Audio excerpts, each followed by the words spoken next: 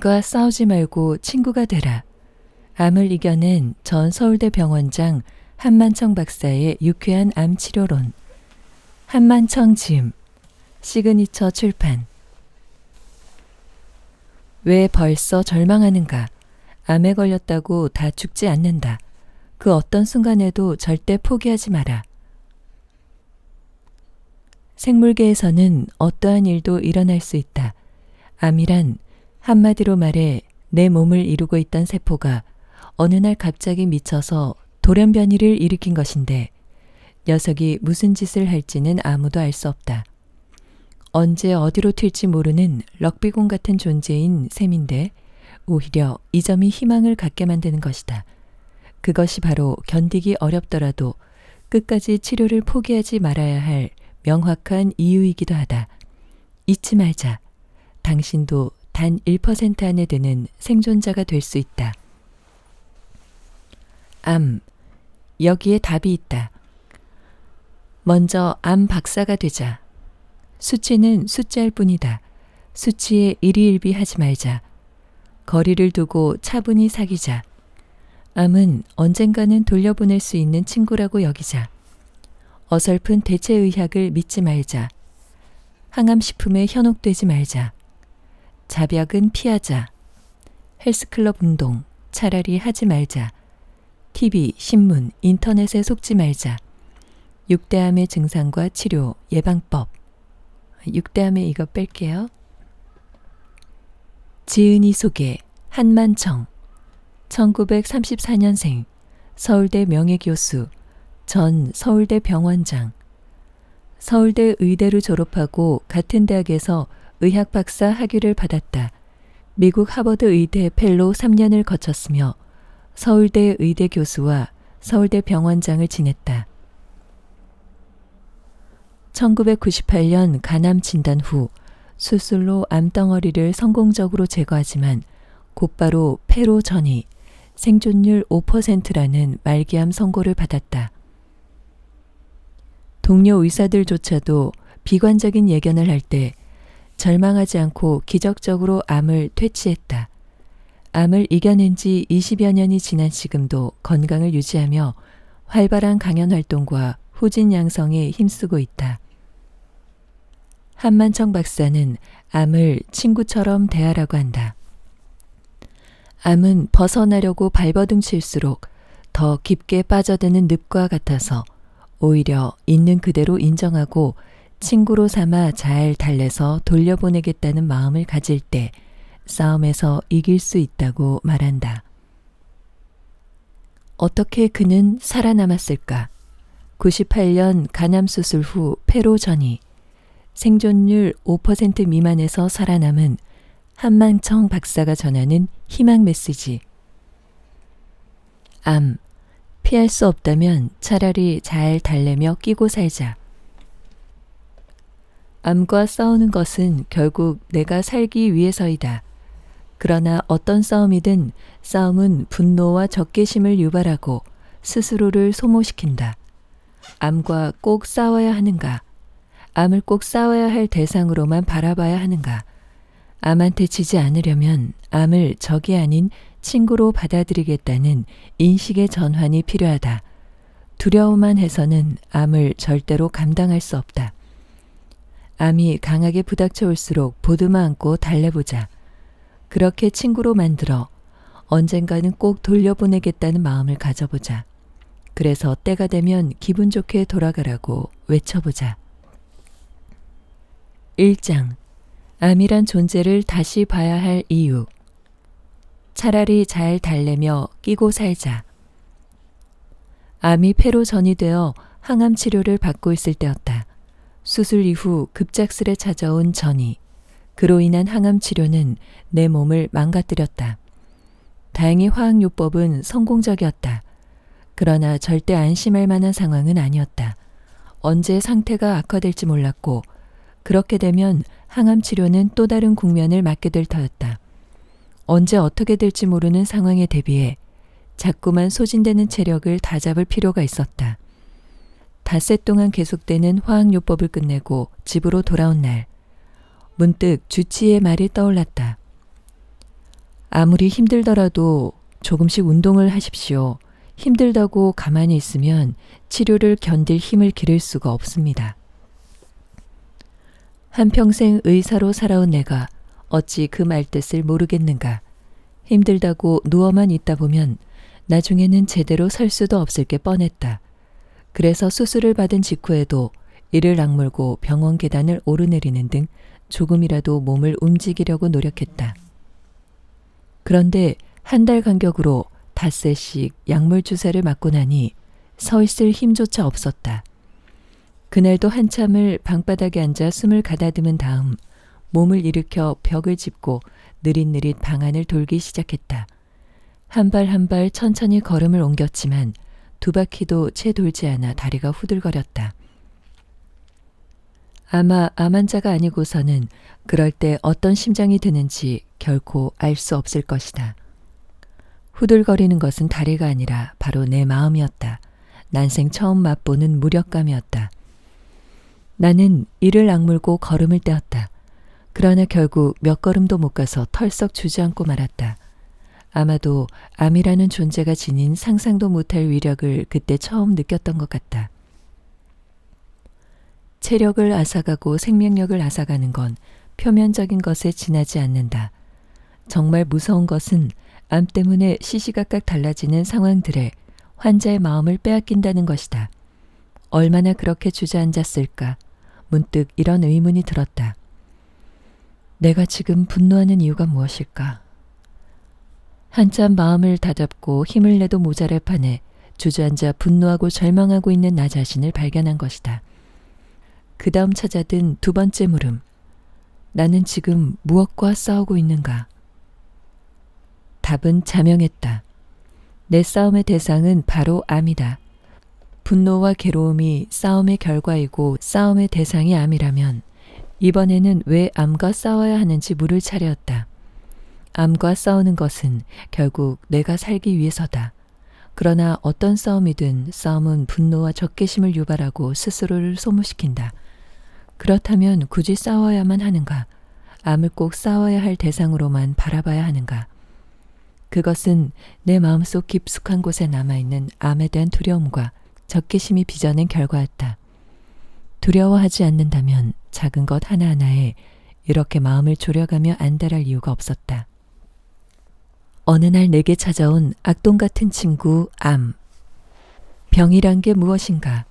어느 날 문득 내 몸에 찾아와서 살다가 때가 되면 돌아가는 손님 같은 존재가 아닌가. 암이라고 다를 게 없다.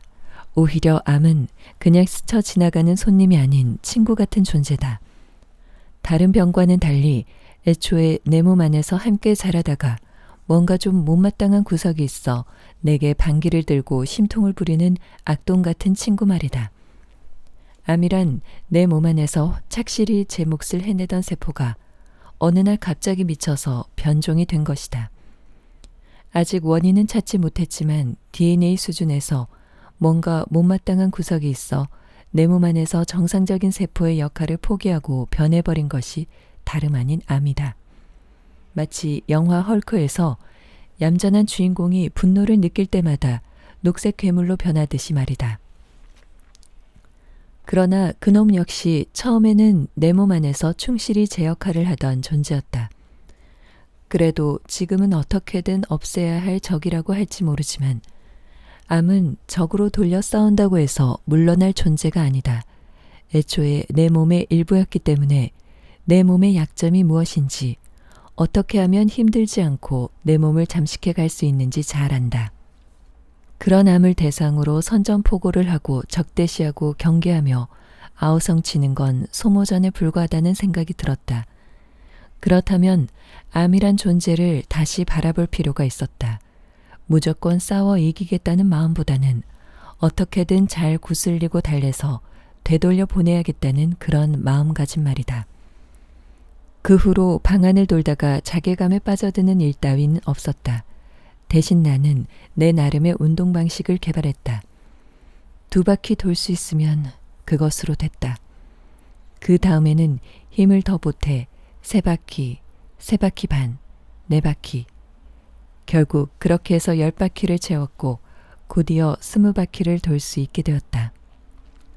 암한테 지지 않는다는 마음에는 변함이 없었다. 변한 것은 암을 적이 아닌 친구로 받아들이겠다는 인식의 전환이었다. 어떻게든 잘 사귀어 보겠다.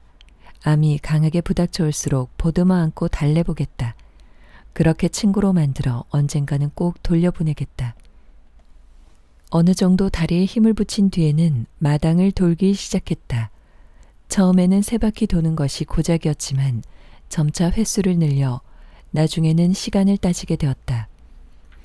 그렇게 10분 걷던 것이 나중에는 1시간 가까이 걸을 수 있을 정도가 되었다. 만일 내가 암에 대해 적개심과 분노만 갖고 있었다면 지쳐 쓰러질 때까지 한 번에 20바퀴를 돌고자 했을지도 모른다. 하지만 이를 악물고 20바퀴를 도는데 성공했다 할지라도 내가 암과 사귄다는 마음으로 횟수를 늘려가며 얻었던 기쁨에 비할 수는 없을 것이다. 그것은 내게 있어 일종의 깨달음이었다. 콧대 높은 암과 대동하게 맞설 수 있다는 자신감, 여유를 갖고 암과 사귀겠다는 마인드, 예전 같으면 꿈도 꾸지 못했을 것이다. 화학요법을 성공적으로 마친 뒤에도 나는 운동을 멈추지 않았다. 암이라는 놈이 자기를 잊어버렸다고 심통난 모습으로 다시 찾아올지 모르니 말이다. 암이라는 놈은 워낙 성질이 괴팍해서 잘못 심기를 건드렸다간 또다시 나타나기 십상이다. 그래서 나는 화학요법을 끝내고도 한참 동안 내가 암에 걸렸다는 사실을 자각하며 생활했다. 사전에서 친구란 단어를 찾아보았다. 오래 두고 가까이 사귀어온 벗. 나는 암이 바로 그런 친구라고 생각한다. 워낙 성격이 괴팍하고 고집이 강해 오랜 기간에 걸쳐 천천히 사귀어야만 하는 친구. 도중에 서로 다투고 상처를 입히기도 하지만 끝끝내 잘 이해하여 웃으며 떠나보낼 수 있는 그런 친구 말이다. 흔히들 암을 난치병이라고 말한다. 그러나 암 선고가 곧 사형 선고는 아니다. 나와 비슷하게 암이 간에서 폐로 전이된 사람이 있었다. 내가 이렇게 멀쩡하게 살아나는 동안 그는 병상에서 죽음을 맞았다. 내 담당 의사 말로는 내가 받은 치료요법이나 그가 받은 치료요법이나 하나도 다를 게 없었다고 한다. 나에겐 잘 사귀다가 언젠가 돌려보내야 할 암이란 존재가 그 사람에겐 그저 싸워 이겨야 할 끔찍한 적으로밖에 보이지 않았던 게다. 그래서 미칠 듯 불안해하다가 유혹에 빠져 갖가지 사이비요법에 손을 대기도 하고 말도 안 되는 비방에 몸을 내맡겼을지도 모를 일이다. 암과 맞닥뜨린 사람들은 대부분 이렇게 암을 두려워하고 거부하며 싸워서 이겨 없애야만 한다고 생각한다. 그러나 외면하고 거부해서 암이 떨어져 나간다면 좋겠지만 불행히도 암은 그렇게 호락호락한 녀석이 아니다. 너 이놈 왜 왔느냐? 나가 떨어져라! 하며 도망다니고 숨을 곳을 찾는 사이 암은 이미 승전고를 울리며 우리 몸을 잠식해버리고 만다. 단언컨대 두려워해서는 암을 절대 감당할 수 없다. 그렇다고 무조건 거부하고 싸우기엔 암의 위력이 생각보다 강하다. 그렇다면 찾아온 암을 어떻게 대해야 할 것인가? 막연한 두려움 속에서 방황만 할 것인가? 거부하고 피투성이가 될 때까지 싸우다 죽을 것인가? 아니면 그대로 포기하고 말 것인가? 가끔 조언을 구하려는 암 환자들에게 내가 해주는 말이 있다. 피할 수 없다면 받아들이고 그 맛을 씹으며 살자. 맛이라는 말이 너무 과장되었다면 이 말이 더 적절할지 모르겠다. 차라리 잘 달래며 끼고 살자. 암 환자가 기나긴 투병기에 들어가기 앞서 가장 먼저 갖춰야 할 조건이 있다면 머릿속에 있는 암에 대한 생각을 바꾸는 일일 것이다. 암을 싸워 이겨야 할 적이 아닌 함께 있는 동안 잘 끼고 살아야 할 친구라고 여기는 말이다. 길어야 3개월이라는 말 따위. 내가 암을 극복한 일을 두고 주변 사람들은 기적이라는 표현을 즐겨 쓴다. 그러나 나의 투병기에 기적이라는 수식어를 붙이는 것에 좀처럼 수긍할 수가 없다.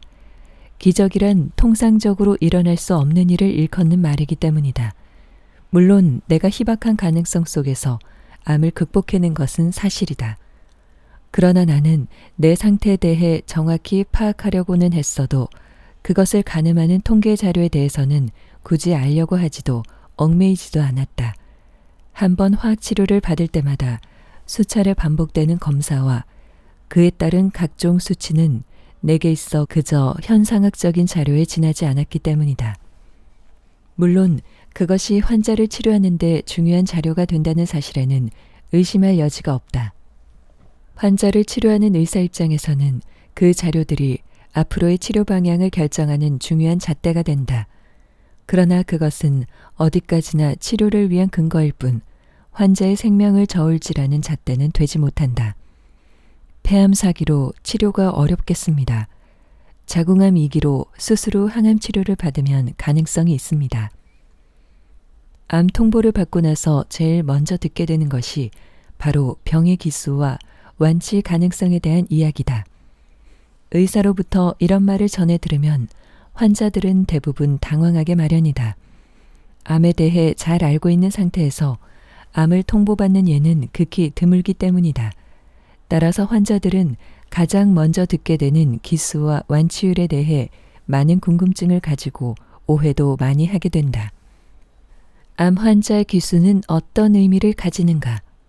그렇다면 암 환자가 그토록 연연해하는 기수는 어떤 의미를 가지는가? 암의 병기 구분은 종양의 범위에 따라 그 진행 정도를 숫자로 구분하여 표시한다. 이는 치료 방침을 결정하고 예후를 판단하기 위한 것으로 현재 쓰이고 있는 것은 TNM 병기 분류이다. T는 원발 종양의 크기, N은 림프절에 퍼진 정도, M은 다른 장기에 전이되었는가를 따지는 것이다. 그러나 일반인에게는 1기에서 4기로 나누는 오래된 방법이 이해하기 쉽다. 예를 들어 폐암에 걸렸다고 하자. 좌우 양쪽의 폐 중에서 어느 한쪽에만 암이 있고 그 크기가 3cm 이하면 1기에 속한다.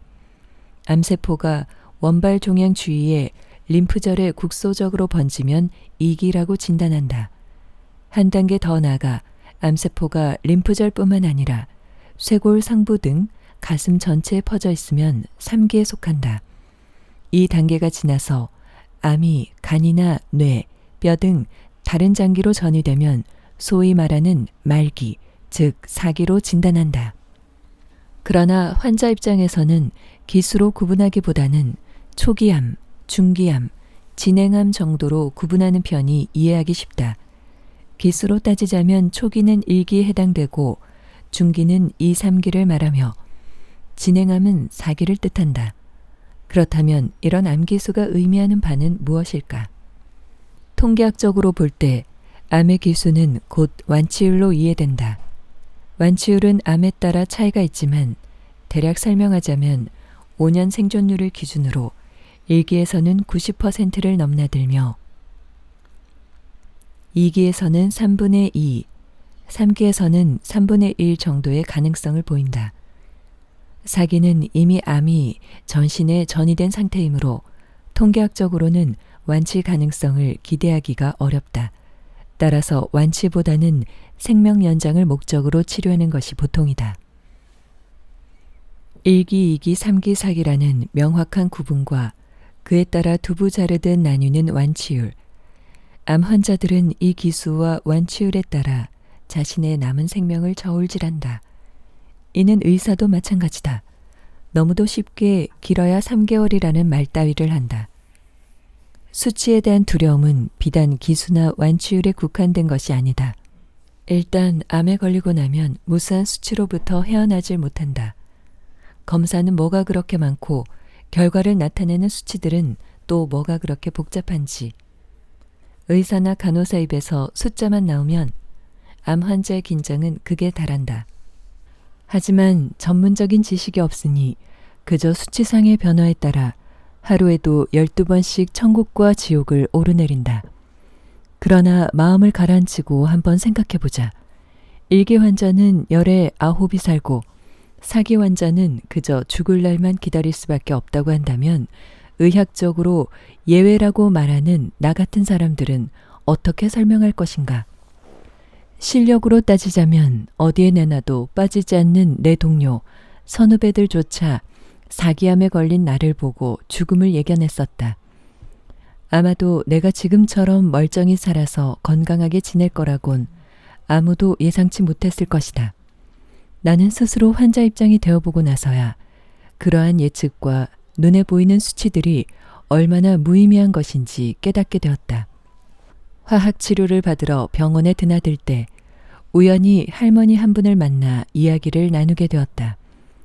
위암 2기 판정을 받은 할머니는 처음에는 수술을 완강히 거부하다가 가족의 설득으로 수술을 받고 다행히 경과가 좋아 퇴원을 앞두고 있었다. 그런데 이 할머니 말씀이 동네 의사만 아니었어도 좀 더 빨리 수술을 받았을 거라고 한다. 처음에는 집 근처 병원에서 진단을 받았는데 의사가 위암 3기이고 수술을 받더라도 회복 가능성을 장담할 수 없다고 했다는 것이다. 이제 살 날이 얼마 남지 않았다고 생각해 자리 보전을 하고 누운 지 며칠이 지났을까. 할머니는 자식들의 성화에 못 이겨 다른 병원을 찾았다가 뜻밖에도 3기가 아닌 초기이고 수술도 어렵지 않다는 말을 전해 들었다고 한다. 그 말에 힘을 얻은 할머니는 서둘러 수술 날짜를 잡고 예정대로 수술을 받은 다음 의사의 권유에 따라 화학 치료를 하고 있는 중이었다. 할머니는 처음 진단을 내렸던 의사에 대한 원망이 이만저만이 아니었다. 진작에 초기라는 걸 알았으면 식구들 마음고생도 안 시키고 나도 편했을 텐데 말이에요. 그런데 할머니가 퇴원한 지 얼마 지나지 않아서였다. 우연히 할머니의 담당 의사를 만나 뜻밖의 이야기를 듣게 되었다. 아, 그 할머니요? 사실 상태가 좋지 않아 수술을 해야 하나 말아야 하나 망설이고 있었는데 가족들이 간곡히 부탁하더라고요. 그냥 앉아서 죽는 날만 기다리느니 수술이라도 받게 해달라고 말이죠. 사실대로 말하면 할머니가 말을 듣지 않으실 거라고 해서 제가 수술 전에 직접 할머니를 만나 상태도 별로 나쁘지 않고 수술도 쉬울 거라고 말씀드렸죠. 통계학적으로만 보자면 할머니는 심각한 상황이었고 수술에 성공할 가능성도 희박했다. 완치율에 연연하지 않고 수술을 받은 끝에 내가 지켜보는 가운데 멀쩡히 병원을 걸어나갔다. 물론 그 할머니의 경우가 일반적인 예가 될 수는 없다. 만에 하나 할머니가 잘못되었을 경우에 모든 책임이 가족과 의사에게 돌아갈 수도 있었다.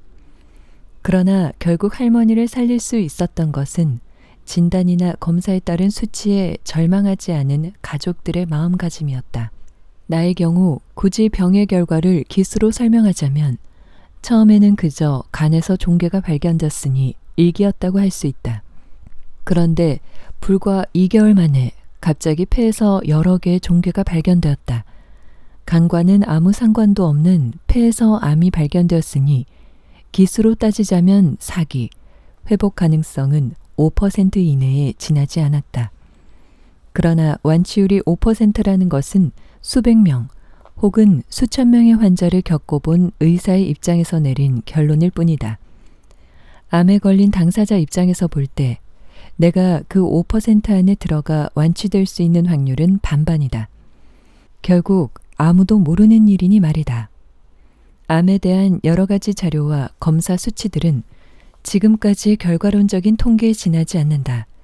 그 통계가 어떤 개인의 경우를 저울질하는 잣대가 될 수는 없다는 말이다. 심지어 어떤 암은 기수 자체를 명명할 수 없는 경우도 있다. 또한 어떤 암이라도 생존 가능성이 전혀 없는 경우는 없다. 생존율이 떨어지고 검사 수치가 나쁘다고 절망해서는 안 된다. 그럴수록 내가 이 통계의 긍정적인 수치에 포함되기 위해서는 무엇을 해야 할까를 고민해야 한다. 차라리 통계 자료를 희망의 증거로 받아들이라는 말이다.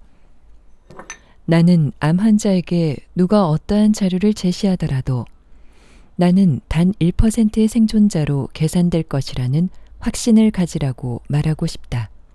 그리고 통계상으로 살아남은 사람들이 취한 방법은 무엇일지 고민하고 연구하라는 말도 덧붙이고 싶다.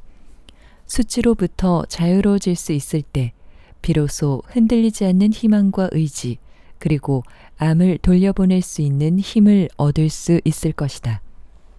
지금까지 전 서울대 병원장이었던 한만청 박사의 암과 싸우지 말고 친구가 되라 책을 일부 낭독해 드렸습니다.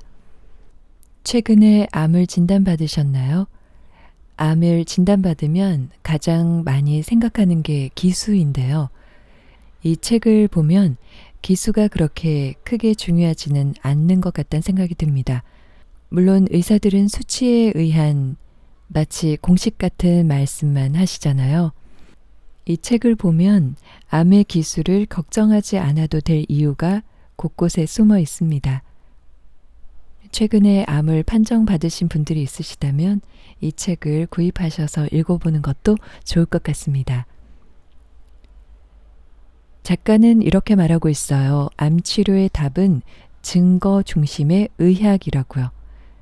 작가는 암 치료에 있어서 증거 중심의 현대의학을 대체할 방법은 없다고 단언하고 있습니다. 물론 작가가 양방 의사라서 그렇기도 하겠지만 본인이 직접 증인이 됐기 때문에 그 말에도 분명 일리가 있습니다. 암 환자들을 유혹하는 잘못된 치료법을 통렬히 고발하고 있는 책이라고 하는데요. 더불어 싸운다고 해서 물러날 적이 아니라면 차라리 친구로 삼아버리자는 암 친구론을 설파하고 있습니다.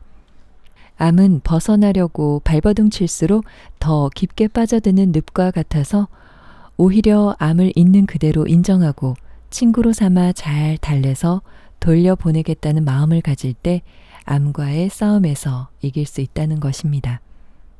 책 안에서 기억나는 문구를 일부 낭독하고 마치도록 하겠습니다. 2017년 나는 이제 우리 나이로 84이 되었고 1988년 암에 걸려 암과 친구가 된 지도 벌써 19년이 되었다.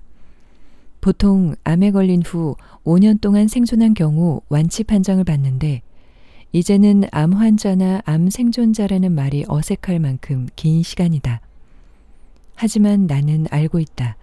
암이란 녀석은 잊을만 하면 내가 잠시 나약해지거나 나태해진 틈을 노려 다시 찾아온다는 사실을 말이다. 암에 걸리고도 내가 지금껏 건강하게 살 수 있었던 비결 아닌 비결은 바로 쓸데없는 약을 먹지 않아서라고 생각한다. 그 흔한 비타민, 보약, 건강식품 한번 먹지 않은 것이 바로 암치료에 있어 최적화된 몸 상태를 만들지 않았을까 생각한다. 나는 지난 14년 동안 혈압약 하루 한 알 이외에는 어떤 약이나 건강식품, 영양제도 먹은 일이 없다. 오로지 새끼 끼니에 나의 모든 것을 걸었다고 할 수 있다. 그들이 말하는 대체의학이란 그저 상술일 뿐이다. 암 환자들이 이러한 비방에 매달려 적절한 치료 시기를 놓친다면 돌아올 것은 죽음밖에 없다. 근거 없는 소문에 흔들려서는 안 된다. 처음에는 그 말이 상당히 달콤하게 들릴지도 모른다. 하루아침에 암을 씻은 듯이 낫게 해준다는 말에 솔깃하지 않을 사람이 어디 있겠는가.